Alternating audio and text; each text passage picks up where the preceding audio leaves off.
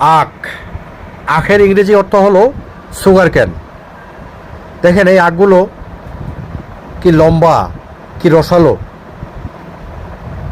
আম, ইংরেজি অর্থ হলো ম্যাঙ্গো। একেবারে ঠান্ডায় কি অবস্থা দেখেন আমগুলোর, একটা পাউডার হয়ে গেছে উপরে। আর এটা অরেঞ্জ, অরেঞ্জ অর্থ হলো কমলা লেবু। দেখি একবার অরেঞ্জে কীরকম রস আছে। এই দেখেন, ভালোই রস, খারাপ না।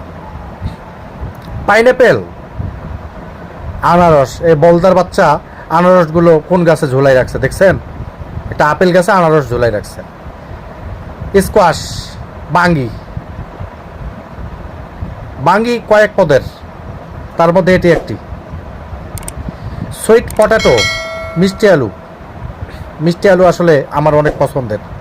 সবাই ভালো থাকবেন, সুস্থ থাকবেন, আল্লাহ হাফেজ।